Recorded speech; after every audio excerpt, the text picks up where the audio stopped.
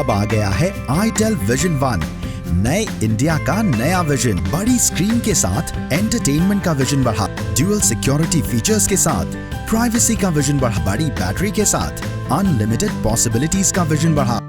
राजस्थान कांग्रेस के सियासी संग्राम में फिलहाल युद्ध विराम है और कांग्रेस चाहती है इसे हमेशा के लिए शांति में बदला जाए। इसे लेकर दिल्ली से लेकर जयपुर तक माथापच्ची जारी है। कहा जा रहा है कि 3 लोगों की कमेटी बना दी गई है, ऊपर से नए प्रभारी भी नियुक्त कर दिए गए हैं अजय माकन के रूप में। ऐसे में फिलहाल जो दोनों के बीच सचिन पायलट, अशोक गहलोत के बीच जो दूरियां थी उसे मिटाने का काम शुरू कर दिया गया है। हालांकि इस बीच कार्यभार संभालने के बाद अजय माकन ने कहा कि 2-3 महीने में सब ठीक हो जाएगा। इतना वक्त कांग्रेस को नहीं लेना चाहिए वरना हालात बिगड़ भी सकते हैं, क्योंकि बहुत ज़्यादा कड़वाहट इस दौरान रही है और पिछले 5 दिनों में कोई अच्छी खासी मिठास भी पैदा नहीं हुई दोनों के बीच में।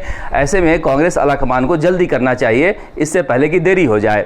कहा जा रहा है कि सितंबर में इसकी प्रक्रिया शुरू होगी, राजनीतिक नियुक्तियों से इस प्रक्रिया शुरू होगी और मंत्रिमंडल का पुनर्गठन किया जाएगा। मंत्रिमंडल के पुनर्गठन में अभी फिलहाल 8 लोगों के लिए जगह है, क्योंकि राजस्थान में मंत्रिमंडल में कुल सदस्यों की संख्या 30 हो सकती है, जिसमें से 25 फिलहाल थे और 3 लोगों को बर्खास्त कर दिया गया, रमेश मीणा, विश्वेंद्र सिंह और सचिन पायलट। ऐसे में संख्या जो है 22 पर आ गई है और 2 लोग और भी हैं जो कि मास्टर भंवरलाल मेघवाल हैं, वो लंबे समय से कोमा में हैं। समाज कल्याण विभाग महत्वपूर्ण महकमा है, ऐसे में नए मंत्री बनाए जा सकते हैं। इसके अलावा गोविंद सिंह डोटासरा जो शिक्षा मंत्री हैं वो प्रदेश अध्यक्ष बन गए हैं। ऐसे में उनको प्रदेश अध्यक्ष ही बनाए रखा जा सकता है, उनकी जगह नए मंत्री आ सकते हैं, क्योंकि इसी आधार पर तो सचिन पायलट पर हमला किया जा सकता है कि एक व्यक्ति किया जा रहा था कि एक व्यक्ति एक पद का सिद्धांत लागू हो।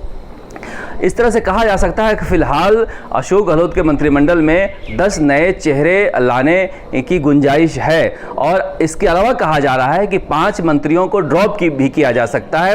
ऐसे में अशोक गहलोत के मंत्रिमंडल में राजस्थान के लोगों को 15 नए चेहरे देखने को मिल सकते हैं। अब ये कौन कौन से चेहरे होंगे, इस पर कयास लगाए जा रहे हैं। ऐसा कहा जा रहा है कि अशोक गहलोत होटल में रहने के दौरान बहुत सारे वादे अपने समर्थकों से किए हैं, जिसे पूरा करना है। इसी तरह से सचिन पायलट जिन विधायकों को मानेसर ले गए थे उनके मान सम्मान की रक्षा की जिम्मेदारी भी उनको ऊपर है। अब कहा जा रहा है कि जो निर्दलीय विधायक अशोक गहलोत के साथ चट्टान की तरह खड़े रहे, उसमें से भी कुछ लोगों को उपकृत किया जाएगा। संयम लोढ़ा का नाम पहले स्थान पे आता है, क्योंकि संयम लोढ़ा ने सबसे ज़्यादा प्रहार सचिन पायलट गुट के ऊपर किया है। विधानसभा में भी इशारों में ज़्यादा प्रहार उनका सचिन पायलट के गुट पर ही था। इसके अलावा जो बहुजन समाज पार्टी के विधायक हैं उन्होंने बहुत कुछ सहा है और अशोक गहलोत के साथ खड़े रहे हैं। ऐसे में कहा जा रहा है कि राजेंद्र गुढ़ा जैसे विधायकों को मंत्री बनाया जा सकता है। हालांकि जोगेंद्र आवाना भी चाह रहे हैं मंत्री बनना और गुजर कोटा की भी बात कर रहे हैं वो, इसलिए वो भी पंक्ति में है। इसके अलावा बहुत सारे लोग हैं जो अशोक गहलोत के साथ खड़े रहे हैं। राजकुमार शर्मा भी मंत्री बनना चाह रहे हैं। कहा जा रहा है कि अशोक गहलोत ने उनसे वादा भी किया है। तो इस तरह से बहुत सारे लोग कतार में हैं। बाबूलाल नागर भी मंत्री बनना चाह रहे हैं, माधव सिंह खंडेला भी मंत्री बनना चाह रहे हैं। इन सबको कैसे वो सामंजस्य बिठा पाते हैं, इसे देखना दिलचस्प होगा। दूसरी तरफ सचिन पायलट के ऊपर भी बड़ी जिम्मेदारी है, क्योंकि जिन विधायकों को लेकर वो गए थे उनमें से 2 मंत्री बर्खास्त हो चुके हैं। उनकी बहाली उनके लिए पहली प्रायोरिटी होगी, जिसमें विश्वेंद्र सिंह और रमेश मीणा वापस मंत्री बनाए जा सकते हैं। इसके अलावा 2 मंत्रालय वो खुद संभाल रहे थे, पंचायत राज और PWD।